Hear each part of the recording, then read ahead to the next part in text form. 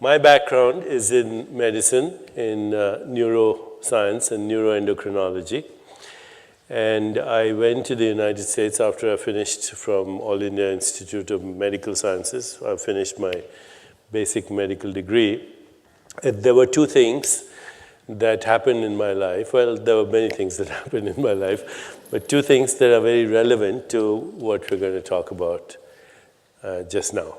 The first is that any physician will tell you, anybody who's in the field of medicine will tell you, that biological organisms, particularly human beings, do not respond in predictable manner to treatment.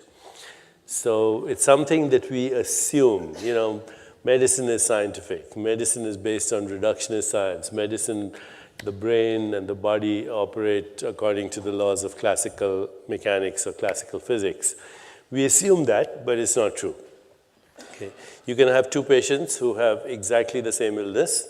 They get the same treatment. They see the same physician, and they can have completely different outcomes. One person can die. The other person can recover. So that's a common thing. Physicians know about it. They don't talk about it. It's the unexplained phenomenon. It's the X factor. It's the white elephant in the room we don't want to acknowledge, because once we acknowledge, then we have to say what's happening, and then sooner or later we have to get into consciousness. So that's the first thing. The second thing is my own field, neuroscience, neuroendocrinology. This is in the earlier days when radioimmunoassay as a technique had just been developed. And radioimmunoassay is a way in which you can measure molecules in the body. Okay, so in the 70s, this had become very popular because two investigators, one by the name of Rosalind Yalow, had won the Nobel Prize. Now we can measure what's happening in biological systems. And we were measuring what are now well-known chemicals like serotonin, dopamine, oxytocin, opiates. Everybody's heard of these, I presume. And what one of my colleagues at that time, a woman by the name of Candice Pert, who later on, she was a fellow, research fellow we were all kind of hanging out together. She later went and became the chief of neurochemistry at the National Institutes of Health, and she coined an expression which became relatively popular amongst us, molecules of emotion. So what her basic thesis was that emotional experiences generate molecules, and these molecules are neuropeptides because they're found in the brain, and peptides because they're protein molecules. And that when you feel different emotions, you have different body chemistry. Now that was very interesting to those of us who were interested in consciousness. And so we started looking everywhere in the body for receptors to these molecules. So, you know, the first place obvious to look for was immune cells. Immune cells which go by different names, T cells, B cells, macrophages, etc.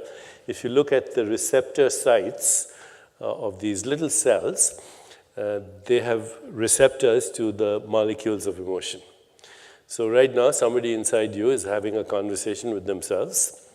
And this is a very interesting conversation because it has emotional overtones, whether you agree with me, disagree with me, whether I fit into your ideology about what is right, wrong, etc. The conversation never shuts up. It is happening right now. It's happening even in your sleep, in your dreams. In a moment, we're going to try and figure out who's this person who never shuts up. But the fact is that the cells of your immune system are responding to this conversation. They're eavesdropping. They're listening to this conversation. What's even more interesting is that the immune cells are not only listening to this conversation, but they are participating in this conversation because they make the same peptides that your brain makes when you're feeling or thinking. If you ask a good neurobiologist today, what's the difference between the immune system and the nervous system, they'll say there really isn't any. The immune system is a circulating nervous system. It has memory. So when your immune cells look at a an antigen or invader, pneumococcus or whatever, they remember, what was my last experience with this fellow. Should I leave him alone? Should I go after him? I have no experience with him, but my grandfather did. So, the memory is passed on, how to make the precise antibody. Not only our immune cells have memory, but they make decisions. So they're conscious cells. Okay? They have consciousness. If that's by consciousness, we mean memory and choices, sanskara and vasana, or whatever word we want to use. So the immune system is a thinking system. So are you using samskara as consciousness? No, as an expression of consciousness. Consciousness is a field of potential. Okay? So, yeah, your immune cells are thinking. They just don't think in English with an Indian accent. Now, this happens everywhere you look in the body. We started to look. It was very exciting, So we start looking everywhere because you can measure, and scientists love to measure, so we measured. Okay. Today, if you say, I have a gut feeling about such and such, you're not speaking metaphorically at all. You're speaking literally. Your gut makes the same chemicals that your brain makes when you have emotions or thought. In fact, I would say you can trust your gut feelings a little more because your gut cells haven't yet learned how to doubt their own thinking. Today, we know that 80% of our heart cells, for example, are what some cardiologists or cardiac physiologists call neurocardiocytes. They're like brain cells, neurons, and they're cardiocytes. They pump blood, but they make the molecules of emotion. Now, I'll cut this story very short because it's a 35-year-old story in development, but your mind is not in your brain, okay? It's everywhere. It's in all the cells of your body, and all the cells of your body are relating to all the cells in two ways. One is local communication through energy and information, local communication. So when I communicate with you on your cell phone, for example, that's a local communication. Or I call you on the phone or through the internet, that's local. It involves energy and information. And there's another kind of communication that occurs. It's called non-local, which I spoke about a little bit earlier, which is almost instantaneous. It's not communication, but it's correlation. Every cell correlates with every other cell instantly. Your body has 100 trillion cells, which is more than all the stars in the Milky Way galaxy. Every cell is doing 100,000 activities per second, and every cell tracks and synchronizes with every other cell instantly without sending messages, no signals. Okay? It's what is called non-local correlation, and this is a new field. It's called quantum biology. That biological organisms don't function linearly, they function in an integrated manner. My body is an integrated whole. My brain is an integrated whole, and it's participating with what we call the environment, which is a terrible word. It's the biosphere of which we are an activity. We use these words, body, environment, and we think that's different, but it's actually one system. Okay, it's an integrated system. Those trees are your lungs. The earth is recycling as your body.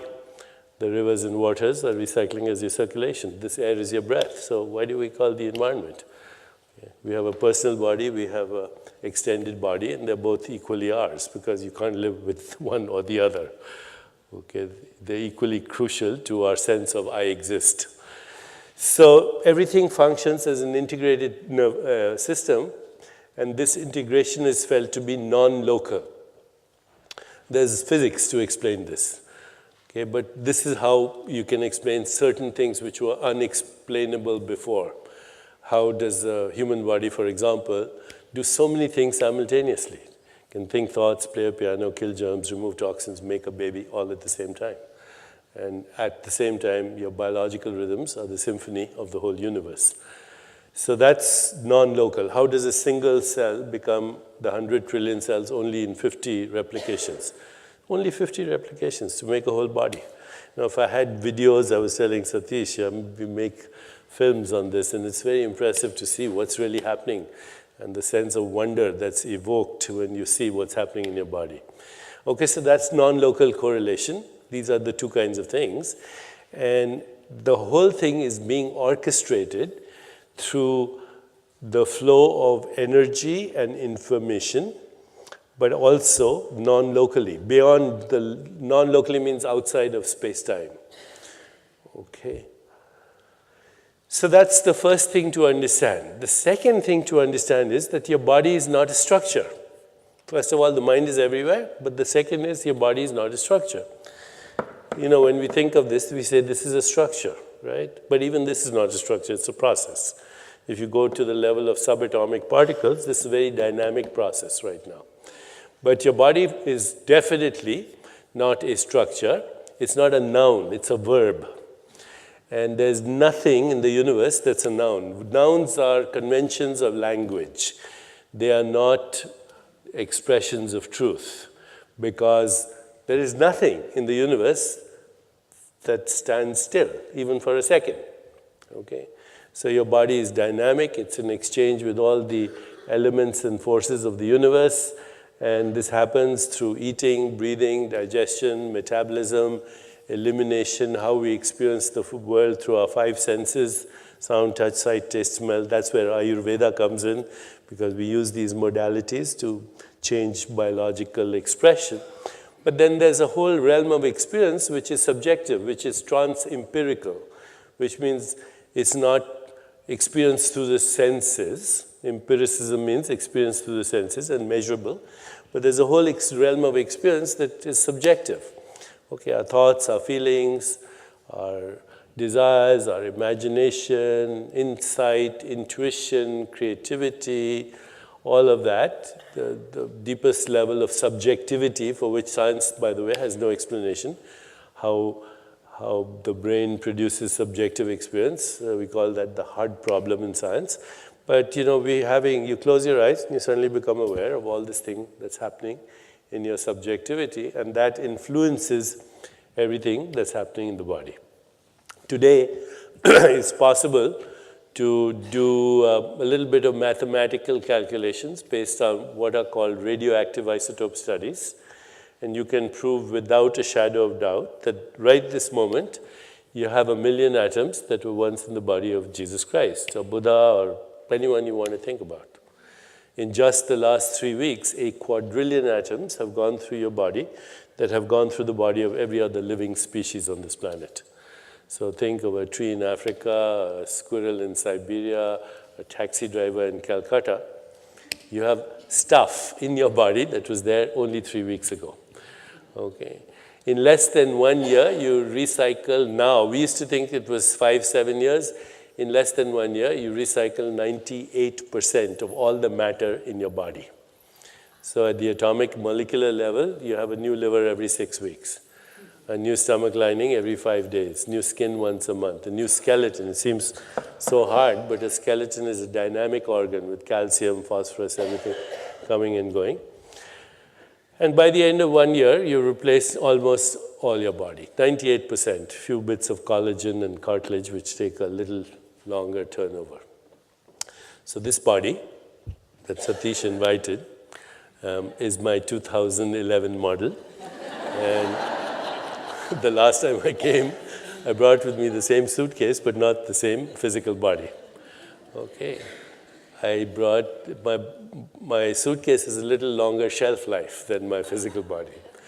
So, you know, this raises a big question in science today. Who are you? If you think you're your physical body, then you have a bit of a problem. Which one are you talking about? Okay. So while my physical body has recycled from the ecosystem, it's part of the biosphere, the unfortunate word, environment, while it's recycled, and you know, my personal body from year 2010 is dead, it's gone. I haven't died in the meanwhile, so I hope you agree this is scientific proof for the existence of life after death, because our consciousness is constantly outliving the death of the molecules through which it expresses itself. It's doing it right now. You don't need further proof of reincarnation. These are reincarnated cells, okay? These weren't there a month ago, but they remember the difference between hot and cold and pleasure and pain. It's the memory that's reincarnating. Okay, it's the memory. It's always reincarnating as this physical body. So let's go a little deeper. You go look at these molecules that are recycling. You see their atoms, and then you look at the atoms, and they're subatomic particles, and they're all coming from an emptiness. And that's where the real action is, that emptiness. Now, today scientists call it the quantum vacuum of the universe, which isn't disappeared. It's right there. If that wasn't active, you and I wouldn't be here. Okay, the quantum vacuum didn't disappear with the Big Bang. It just started a whole series of activities that are still going on, but the quantum vacuum of physics is there right this moment, and you and I and everything exists because it's there.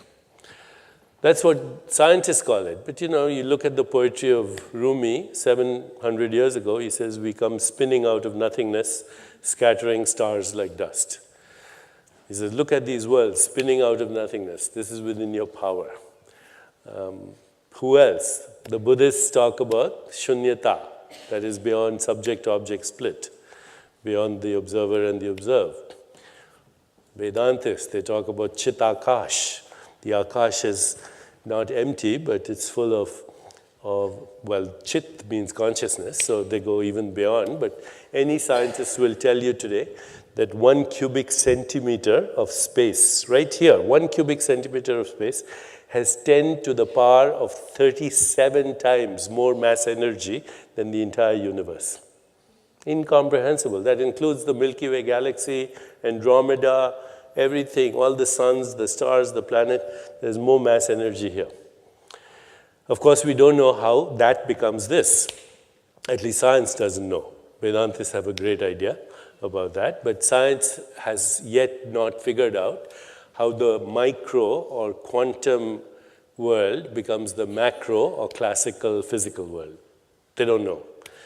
Pretty good, close to it, but not there. If you've kept up with the literature, unified field and quantum gravity, so on, we don't know. As I said earlier, Sir Arthur Eddington said very elegantly, something unknown is doing we don't know what.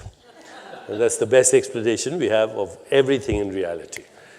Okay? There's no mechanical explanation that will show you why you feel the way you feel and how you remember or how you imagine. As I said earlier, it's called the hard problem in science. Because it's called hard because we don't even have a theory for it. So let's go back to, so this body is recycling, but it's also energy and information, and it's constantly in dynamic exchange with the ecosystem. If the ecosystem is diseased, we are diseased. If we are diseased, the ecosystem is diseased. And this applies not only physically to us, but at every level, emotional, mental, and so on, because what we call mind and matter are inseparable. As I said earlier also, there are 3 ways that scientists or philosophers look at the world. One is dualism, which is out because it violates the laws of conservation of energy. So there's no such dualistic. Descartes was wrong. Okay. Then the second view, which is material monism, that matter is everything. But the problem with that is when you look at matter, it becomes non-material ultimately. And then there's the third view, which is monistic idealism, that there's only consciousness and it experiences itself as the mind and the body and the physical world. So what is the mind? What is the mind and where is the mind? And this is very interesting if you start to think about it. The best definition I can give you of what mind is as follows. And this comes after a lot of thought, after asking a lot of people, consulting with a lot of people. The following definition, you will find nobody will object to it because it is actually correct. Okay? The mind is an embodied and relational process. The mind is an embodied and relational process that regulates the flow of energy and information. I'll repeat that. The mind is an embodied and relational process that regulates the flow of energy and information. Okay, so I said, what is energy? Energy is that which has the capacity to move things, is work. That's how we define it in physics. And what is information? Information is data and facts, but actually physics has a better, information theory has a better definition of it. Information is the resolution of uncertainty. Okay, so when the quantum field, which is uncertain, becomes factual, that's what we call information. The mind, once again, is an embodied and relational process that regulates the flow of energy and information. So where's my mind? Well, it's entangled with yours. Because as soon as I say something, and right now I'm the one who's speaking, but we could be having a dialogue, but you're responding, right? So as I'm speaking and you're responding and I'm getting some feedback, our minds are dancing. And as a result of that mental representation in each of our consciousnesses, all our consciousness right now, our brains are also entangled. Because there's no mental event that does not have a neural correlate. I'll repeat, there's no mental event that does not have a neural correlate. Which doesn't mean we understand consciousness. It just means that if you have a mental event, let's say I ask you to ask a simple question of yourself, who am I?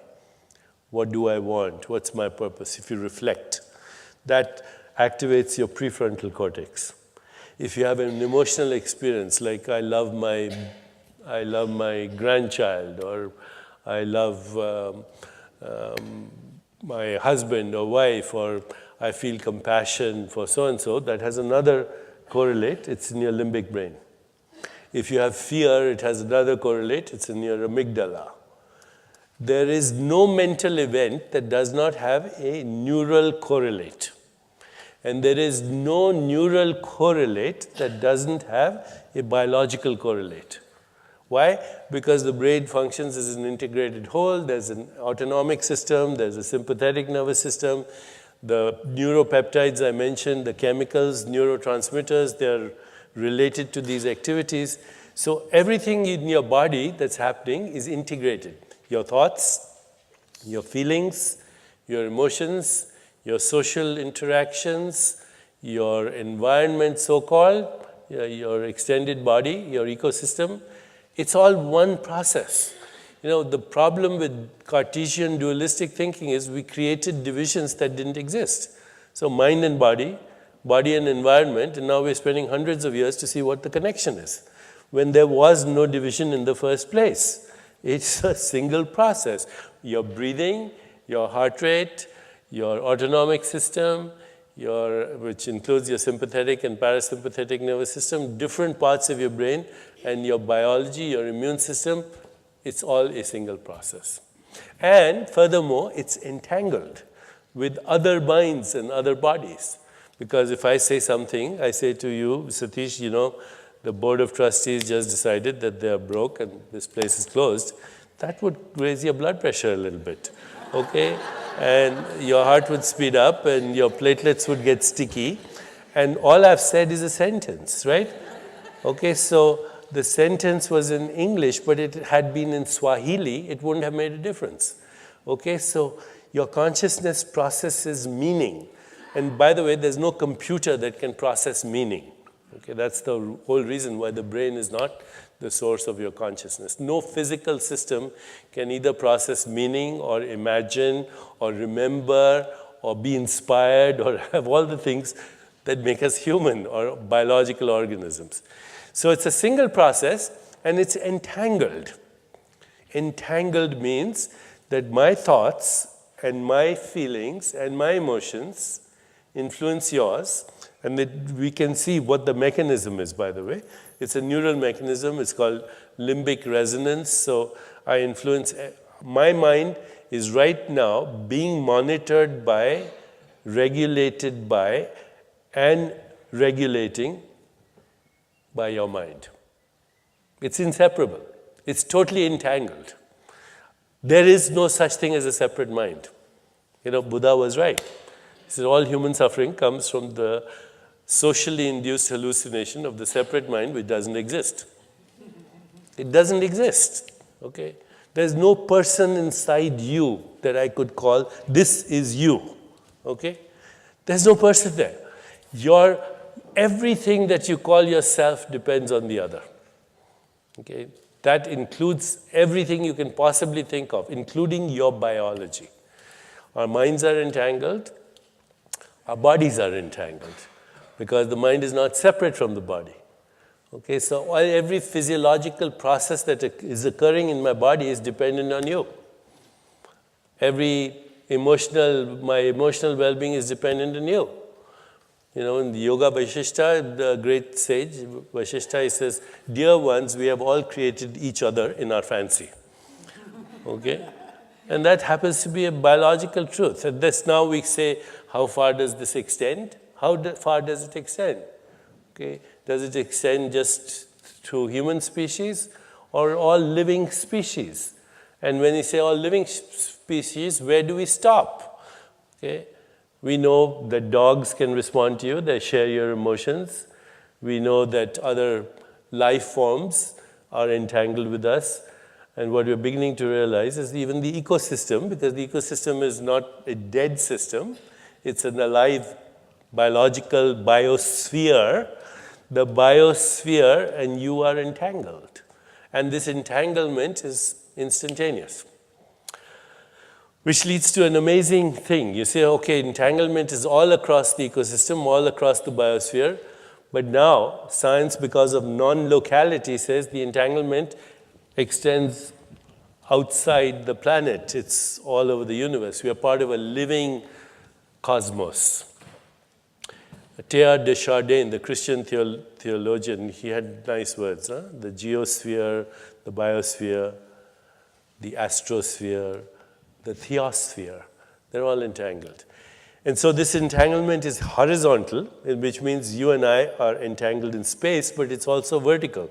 Why? Because my mind is influenced by the mind of my parents, who are no longer with me, but I have memories.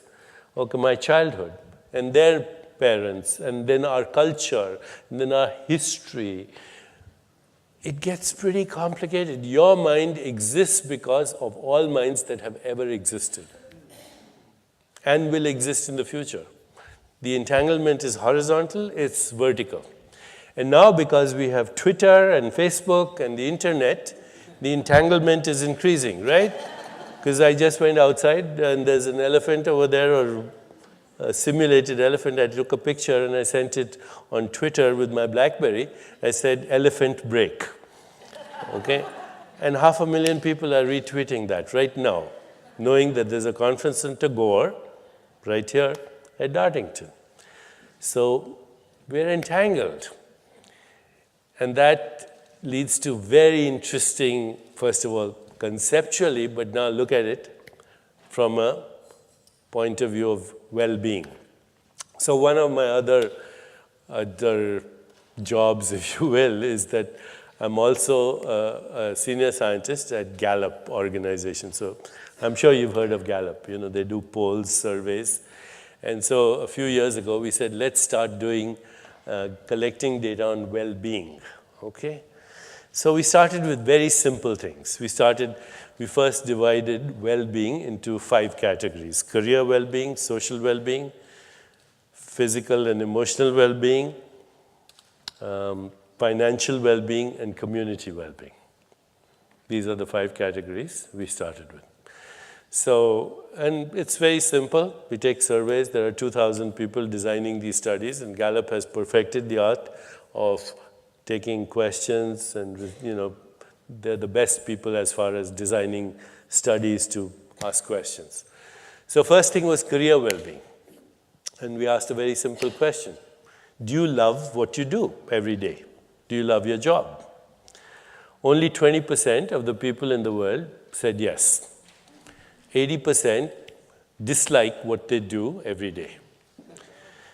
In the world, and there are differences, you know, there are differences between, say, Chad and Denmark and Sweden, but average 20%. Only 20% people love their jobs.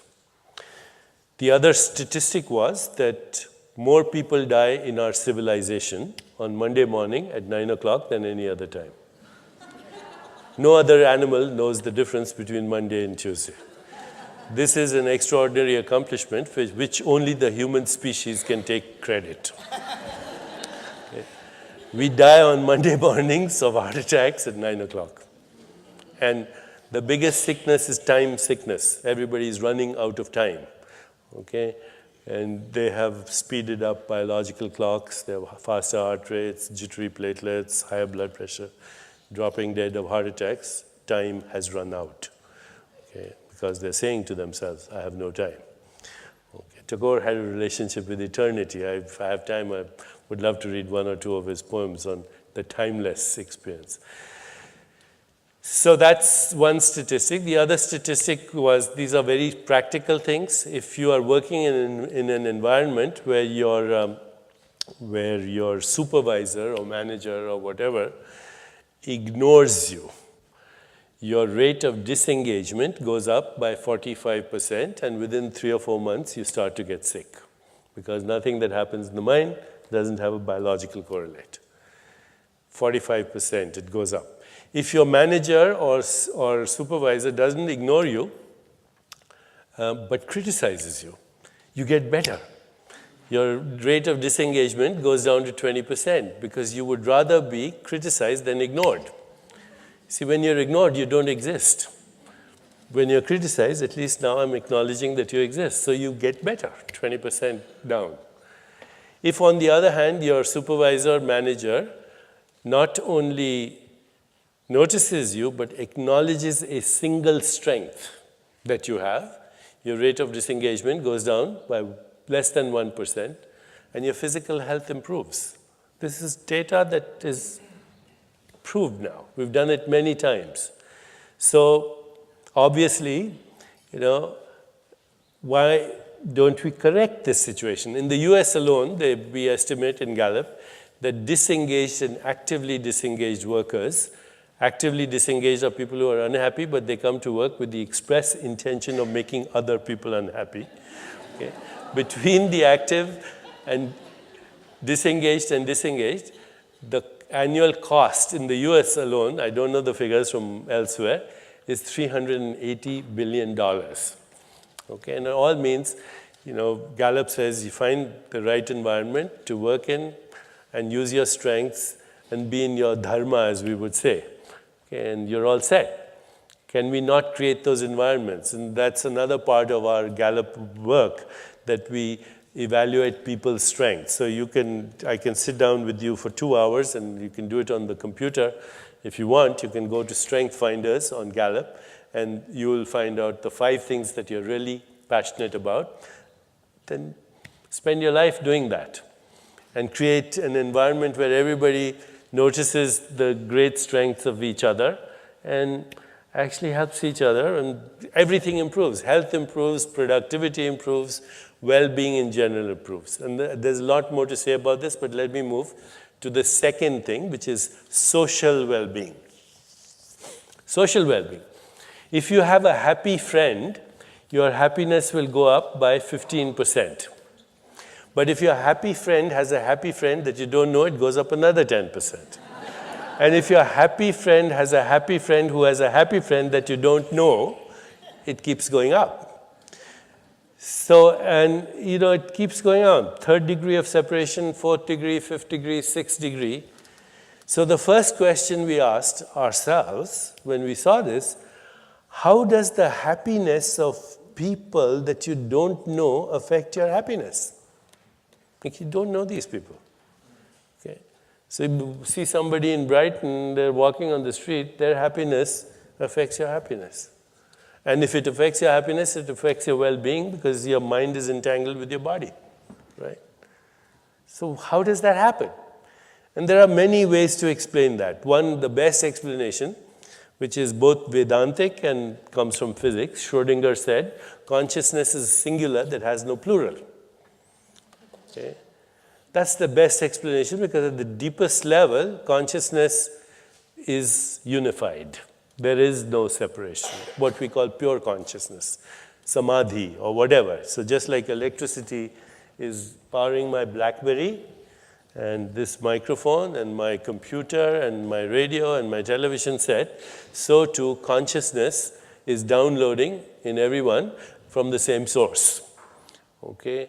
So it's a singular that has no plural. And something is affected, and I was saying non-locality. If you tickle the universe here, it laughs there. If you ask a question here, it answers there, because consciousness non-locally is correlated everywhere. That's the deeper questions. There's mathematics to prove that. But on a very simplistic level, if you and I are having a conversation, then of course my mind is affected by all the things that are happening in my life. You know, if I'm concerned about my children, about my job. So actually when you and I have a conversation, it's not just you and me. It's all the people in my life and all the people in your life. We're entangled. And then they have people in their life. So, okay, so we go deeper. We see entanglement exists everywhere. So the happiness of your perceived enemies is good for your well-being. Okay? There's no getting out of it. Okay? It's good for your well-being. We go to the other areas, and we have only 5 minutes left, so I just want to tell you this. This is what happens, okay?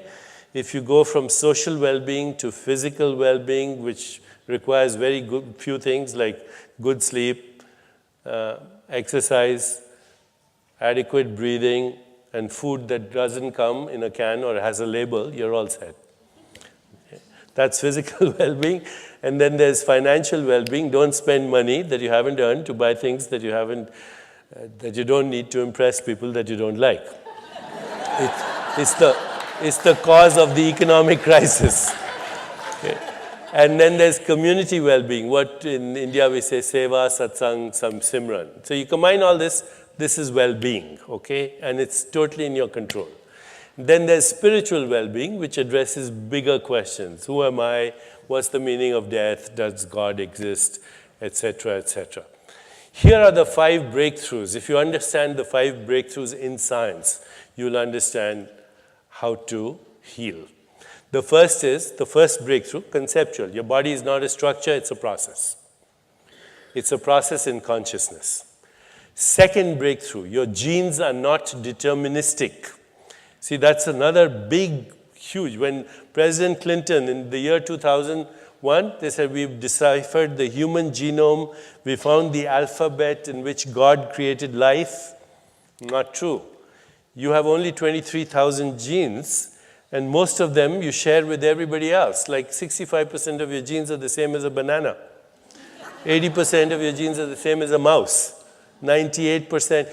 There's unity of life, and that includes our genes, and our genes are not deterministic. You turn them on and off by the way you feel, the way you think, the way you relate, your relationships, your environment, your food, your sleep, your exercise. And I just met with Elizabeth Blackburn, who won the Nobel Prize in 2009, for telomerase, an enzyme that influences your lifespan, your biological clock. People who meditate, vipassana and other mantra meditation, their telomerase goes up by 30% within 4 months. So your genes are responding to your mental activity. Okay, so that's the second breakthrough. Your genes are not deterministic. Third breakthrough, your brain is not a structure. The whole field of neuroplasticity, you can change your brain structure.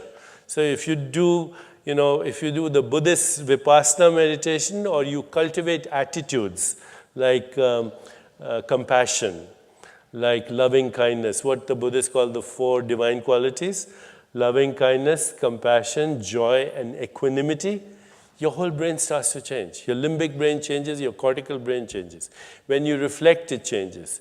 When you override your automatic responses, it changes. Bottom line, you don't have a fixed brain. That's the third breakthrough. Fourth breakthrough is you can change your body, because you can change your brain and you can change your genes. That now there's all this research which is coming out on the biomarkers of aging. There are 15 of them. All of them are reversible by at least 10, 15 years. So, we're going to see a new expression. None of this is technology. It's all internal work, right? So your brain is not fixed, your genes are not fixed, your body is not fixed, it's all a process. Next breakthrough, you can change your relationship to time, okay? Find the timeless within you. And that is actually the real breakthrough, because time is how we measure our experiences. When you're having a good time, what do you say? Time flew, right? Or when you're bored, what do you say? Time dragged. When you have 10 deadlines, then of course you say, I'm running out of time.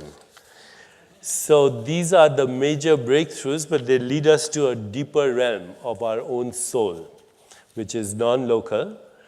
When we are connected with that part of ourselves, then of course we experience the timeless. Try this. Are you listening to me right now? And I'm going to finish, Satish.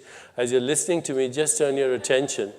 As you're listening to me right now, just turn your attention to who's listening.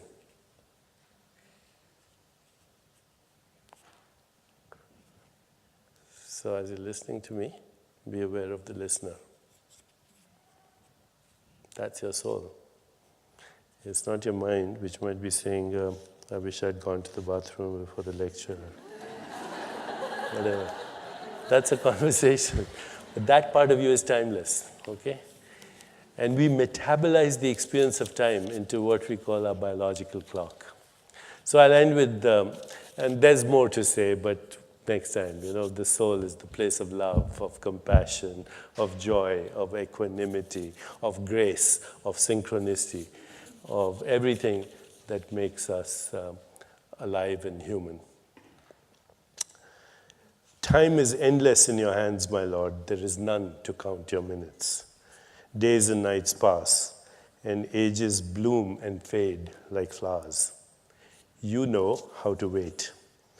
Your centuries follow each other, perfecting a small wild flower. But we have no time to lose, and having no time, we must scramble for our chances. We are too poor to be late. And so it is that time goes by, while I give it to every querulous man who claims it, and your altar, my Lord, is empty of all offerings to the last. At the end of the day, I hasten in fear that your gate will be shut, but I find that there is yet time.